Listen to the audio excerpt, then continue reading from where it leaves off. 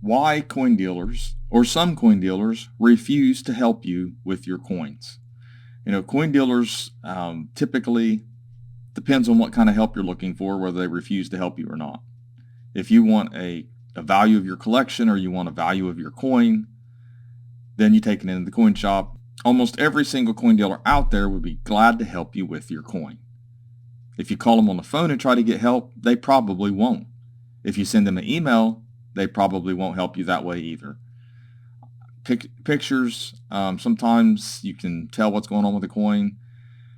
If you're really experienced like me, I've helped, like I said, I've had my help community for a long time.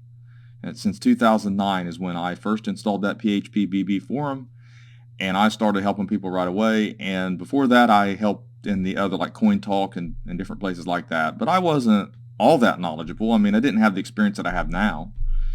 I've gained that, a lot of that. And then in 2013, I started a Facebook group. 2018, I started my YouTube channel. So I've got a lot of years of people trying to describe their mint errors and their varieties, or their damaged coins to me they think are mint errors and varieties, in comments, in emails, over the phone, and I don't do it. I want to see that coin in person, or I want to see really good images at different angles of the coin. Videos, it's hard enough for me to do a video showing the details of a coin, so most people can't do it. I have 5 years experience doing it. So most people you're just not going to be able to do it for me to help. So I don't do video descriptions. I can't look at your coin in videos. I can't look at most images. Most people's images aren't good enough, and your descriptions don't work. And there's a reason for that. For one, most people don't understand the coin minting process to begin with, and they jump to conclusions. They think there's a D or an S or a letter or a number somewhere on their coin, or there's something crazy on their coin.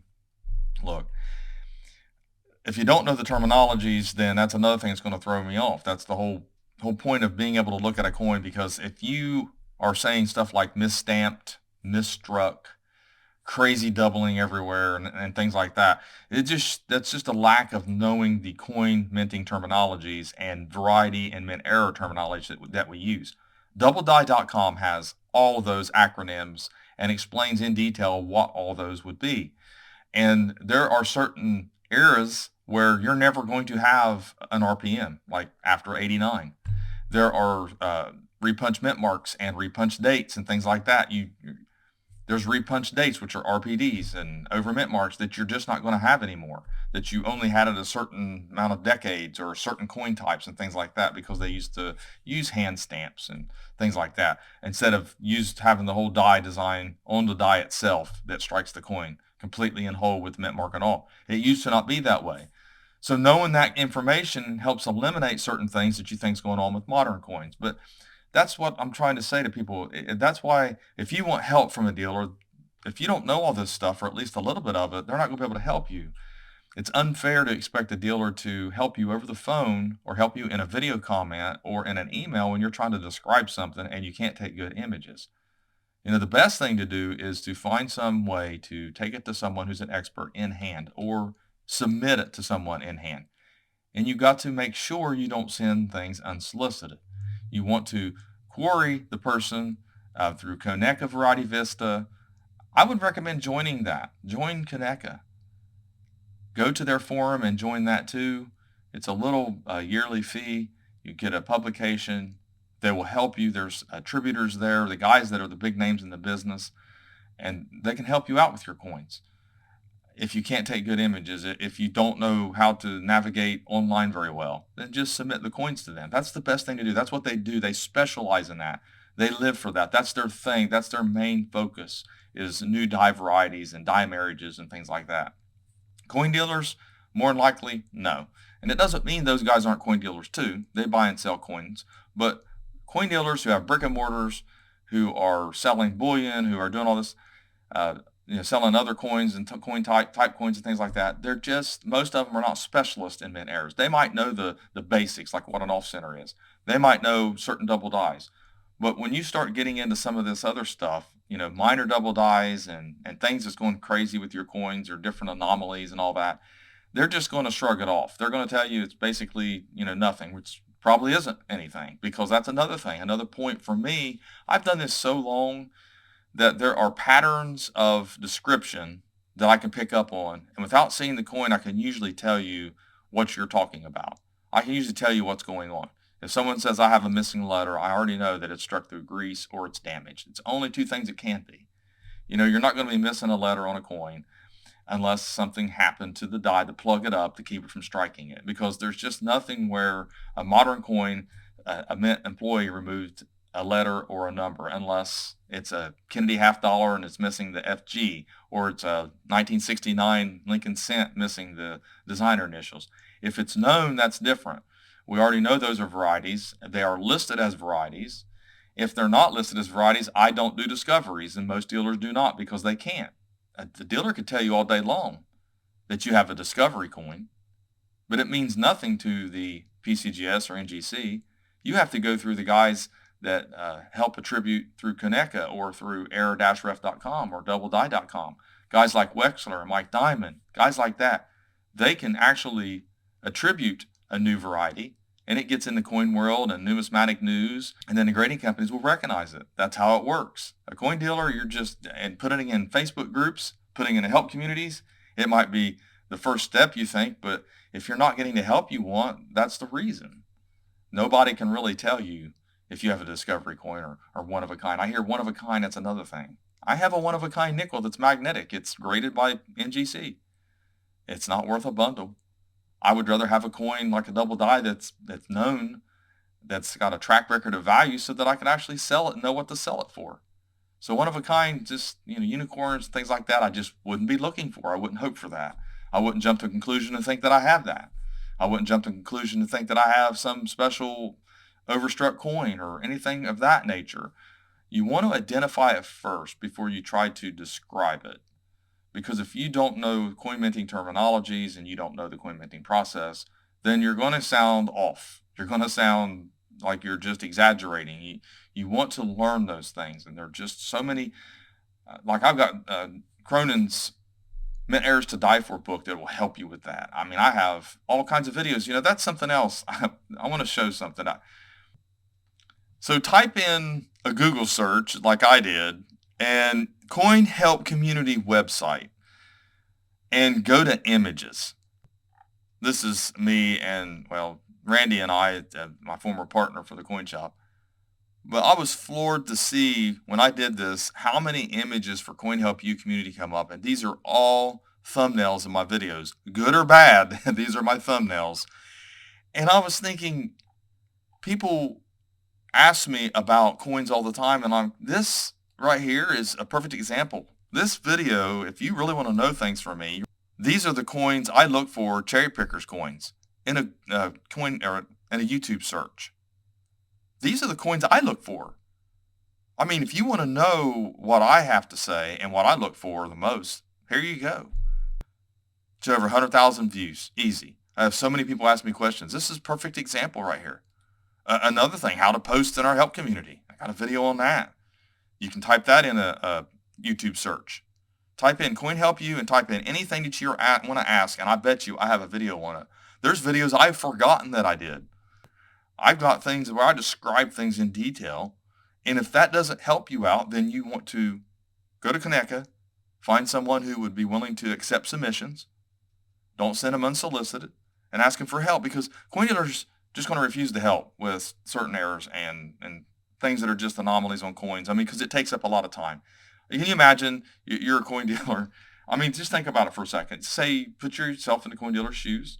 Not saying coin dealers don't want to help you with some change. They'll look for a handful of them if you think you might weigh your 82s and weigh your 83s for you. I'll do it. It's not that. But let's say you got a whole jar of pennies and you walk into a coin shop, and I mean, you're asking a coin dealer to do an awful lot, because they're going to have to get their magnifier out, and it takes, I don't know, for me, if I really want to go through a roll of coins, I get bored easy with that, because I used to do it so much and it just wasn't productive that I'm like, what am I doing, man? I get in about 20 coins and I'm like, this is just silly. What am I doing? So I focus on rolls, or I should say, I focus on date rolls that are known for the money coins. So if someone brings in a bag of 92 cents that's never been opened, I'm probably going to ask them, would you maybe just leave them here? or let me buy them from you or whatever. I want to look at those 92s because I want to see if there is a close AM because it's worth it. If you find one, it's worth the time. If you don't, well, then you kicked a field goal and missed it on fourth down, or you went for it on fourth down and missed it. But yet, if you make it, it's well worth it, right? You get your first down. So, throwing a football analogy in there. But what I'm getting at is there are certain years that I'm not going to pass up on the rolls or the bags or looking at them because it's worth it. It's worth it for me. And that's the way most people need to get. That's where most people need to get to. I understand you just want to find something. You just want anything. It doesn't matter. I want a penny. It's worth $5. That's fine. But there's so many out there that are looking and wasting so much time on stuff. And coin dealers are not going to waste time. They're going to refuse it. And I know that people think that that's going to be rude and why you're the expert. You're supposed to help me. I thought this was Coin Help You. I've heard that one so many times. I thought you was Coin Help You. I'm like, I am Coin Help You, but I'm not Coin Help You the way you want it, just the way somebody wants it.